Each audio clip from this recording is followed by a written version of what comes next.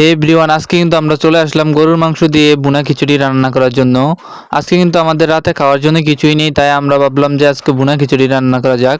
Hello everyone, আসসালামু আলাইকুম। আজকে কিন্তু আমরা চলে আসলাম গরুর মাংস দিয়ে ভুনা খিচুড়ি রান্না করার জন্য। এখানে কিন্তু দেখতে পাচ্ছেন গরুর মাংস রেডি করতেছি। সবার প্রথমে আমরা পাতিলে দিয়ে দিলাম তেল, তারপর আমাদেরকে দিয়ে দিতে হবে এখান থেকে পেঁয়াজ কুচি। পেঁয়াজ কুচি দেওয়ার পরে আমাদেরকে এখানে একটু লাড়াচাড়া করে নিতে হবে। আমরা এখানে এখন একটু লাড়াচাড়া করে নিলাম, তার সাথে কালারটাও দেখেন আইসা পড়ছে, লাল হয়ে গেছে। এখন আমরা দিয়ে দেবো এলাচি আর দারচিনি, তারপরে আমরা দিয়ে দেবো রসুন বাটা, এরপরে দিয়ে দেবো আমরা আদা বাটা। আদা বাটা দেওয়ার পরে এখান দিয়ে আমাদের একটু লাড়াচাড়া করতে হবে। আমরা দিয়ে দেবো এখন জিরা বাটা।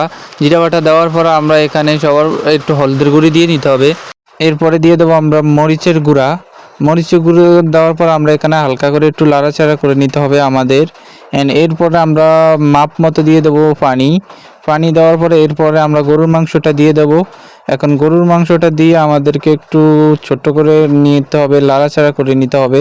আমরা এখানে একটু লাড়াচাড়া করে পাতিলে ঢাকনাটা দিয়ে দিলাম। ঢাকনা দেওয়ার পরে 40 মিনিট পরে আমরা আবার আসতেছি। দেখেন 40 মিনিট পরে আমাদের মাংসর কালার হয়েছে এরকম। এখন আমরা একটু লাড়াচাড়া করে নিলাম, পাতিলের ঢাকনাটা আবার দিয়ে দেবো। আমাদের 5 মিনিট আবার থাকবে। 5 মিনিট পরে আবার আমরা একটু লবণ দিয়ে দিলাম। লবণটা একটু দিয়ে, নয়তো খেতে ভালো লাগবে না। একটু আমরা এখানে টমেটো দিয়ে দিলাম। টমেটো দিলে এখানে আমাদেরকে দিতে হবে আলু। আলু দেওয়ার পরে আমরা এখানে একটু লাড়াচাড়া করে নেব ভালোভাবে। লাড়াচাড়া করার পরে আমরা এখানে পাতিলের ঢাকনাটা আবার দিয়ে দেব।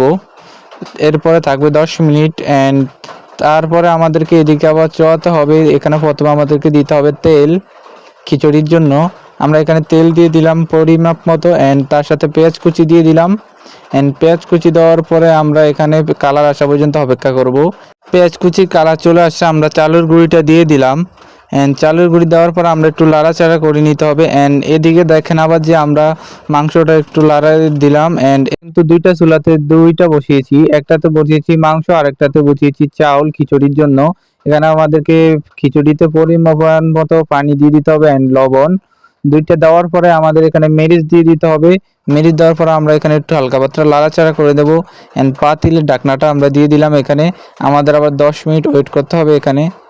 10 মিনিট ওয়েট করার পরে আমি ওখান থেকে একটি মাংস উঠিয়ে আমি মুখে দিয়ে দিলাম, দেখতেই পাচ্ছেন।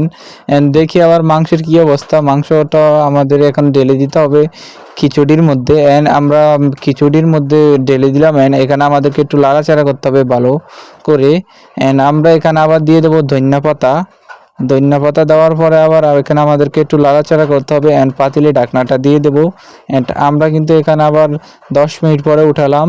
উঠিয়ে দেখলাম আমাদের খিচুড়ি কিন্তু প্রায় তৈরি হয়ে গেছে। দেখেন এখানে আমাদের কিন্তু খিচুড়ির কালারটা অনেক সুন্দর হয়েছে। আমাদের খিচুড়ি তৈরি। এখন আমরা প্লেটে নিয়ে নিয়েছি আমার ভাতিজা আসিফ। আসিফকে এখন আমি কিছু কথা জিজ্ঞেস করব। 10-এর মধ্যে কত দিবা? 9। 10-এর মধ্যে 9? হ্যাঁ। তুই 10-এর মধ্যে কত দিবি? 9। দেখ এই 9। এই যে এরা খাইতেছে।